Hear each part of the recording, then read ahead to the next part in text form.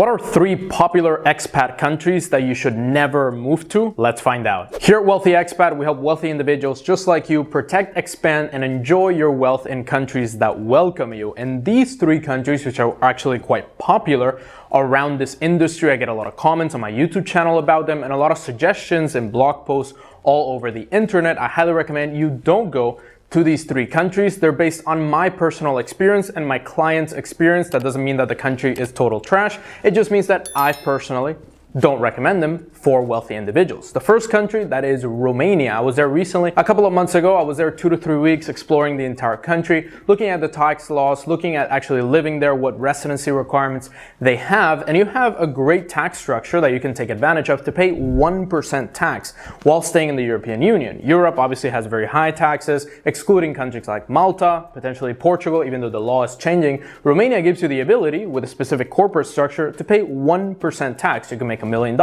and pay $1,000 in taxes, which is insane. So it obviously attracts a lot of people to go and set up a company in Romania, live in Romania, spend a lot of time in Romania. I personally did not enjoy my time in Romania. I was in the more developed areas of Cluj-Napoca, of Brașov. You do have some beautiful areas of Romania, like in the mountains. It is truly an amazing, stunning place. But to actually live in Romania, it's not that developed, to be honest. Even though people are very welcoming, very hospitable, very nice to you compared to other countries in that region, it is just not a country where you can enjoy your wealth. There's obviously, in the big areas like Bucharest, there's a lot of gypsies, a lot of people that are trying to steal your watch. If you wear a Rolex on the street, you constantly need to watch out for any people trying to steal your watch.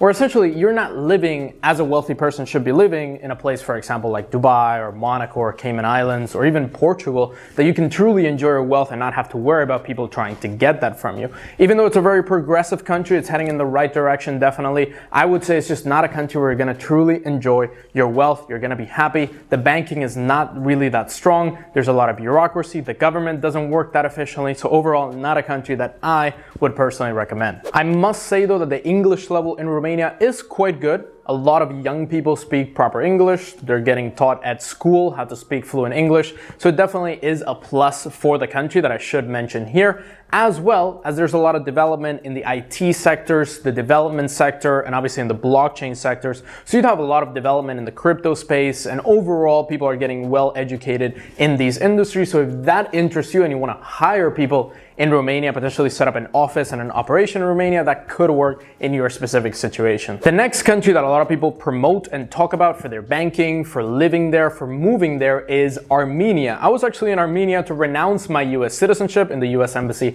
in Yerevan, and overall Armenia disappointed me heavily. I read a lot of blog posts, I saw a lot of videos talking about Armenia, how great it is, how beautiful it is. Yes, it has some areas that are quite beautiful, like Dilijan, this is the national park. It is quite beautiful. It's like mini Switzerland, even though it's not really as comparable. It's not really comparable to the beauty and the nature of Switzerland. Armenia does have its beautiful parts, but when it comes to the cities, if you were to go and live to Yerevan, I would say you're going to be very disappointed. You can't show off your wealth like you would in any other city that is quite popular for expats, just like I mentioned with Romania. You also will have a lot of cleanliness problems. That's what I saw. Most hotels, even the most expensive hotels of the city, were not clean. I remember we went to a hotel to try to check it out. It was $1,200 per night in the center of Yerevan, and it was disgusting, absolutely terrible. Most hotels are not clean. Most Airbnbs are overall not clean. It isn't a culture of cleanliness. And if you're trying to enjoy your wealth as much as you can to truly be happy and comfortable in your wealth, you're not going to find that in Yerevan, specifically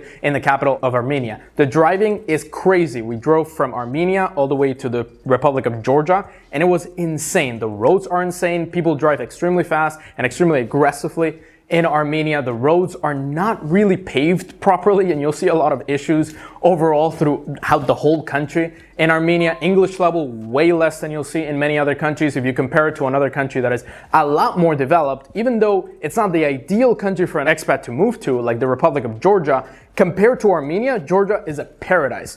A lot better English, a lot better infrastructure, a lot better real estate, much more development happening in many areas. Overall, I see Armenia as a very undeveloped country that you'll probably won't enjoy. And many people talk about it as a great destination. I truly don't think so. And my clients that have been to Armenia also share my vision, and they say that it's not really a country that they would recommend for their wealthy expat friends. Which is the worst country you've ever been to that you wouldn't recommend anybody move to? Comment it down below right now. The last country that I'll mention here, it's not that popular with extremely wealthy expats, but it is a country that gets talked about a lot, and that is the Philippines. I actually ran a company with about 16 Filipino workers in e-commerce. We used to teach people how to run e-commerce shop. That's how I made a lot of my wealth. And I had a full team in the Philippines. So we were constantly talking about the Philippines, that I wanted to go to the Philippines. And I've talked to a lot of clients that have spent time in the Philippines. The overall consensus of the Philippines is that it's a very underdeveloped country. It's quite poor. The internet goes out consistently, and I had a lot of problems with those employees working in the Philippines just having Zoom calls, for example. They couldn't connect to the Wi-Fi,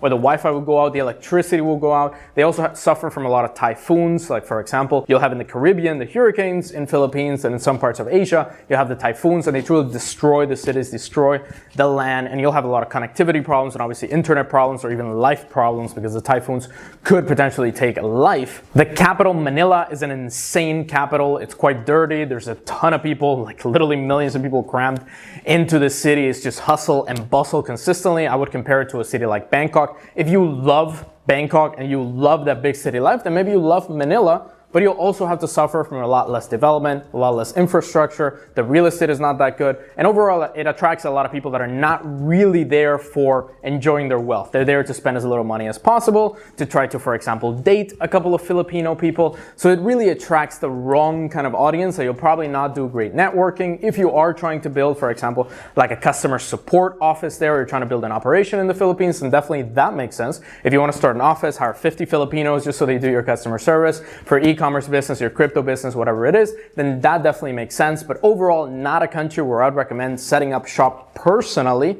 If you want to move to a place in Asia, for example, I would definitely recommend Thailand, Malaysia, Singapore, pretty much any other country that is not the Philippines, because you'll definitely suffer massively from living there. Just like I mentioned with Romania, in the Philippines, the English level is honestly very good. I hired a lot of people in the Philippines, and their English level was consistently very fluent. I would say it's not in all areas of the Philippines, but if you're looking to hire people for a very low payment for fluent English and really effective work and hard work, then Philippines is definitely the perfect place. That's why a lot of people hire from them, while a lot of them move to Dubai and they start working in Dubai because they are hard workers, they speak English, and they're willing to work long hours. If you're a wealthy expat and you're looking for the best countries around the world to move to protect, expand, and enjoy your wealth, then check out the video that's gonna pop up right here, the top 10 best low-tax countries around the world. I actually live in one of these countries. You're gonna be surprised and enjoy that list a lot. Check it out right now in the video right here. I'm the Wealthy Expat. I'll see you on the next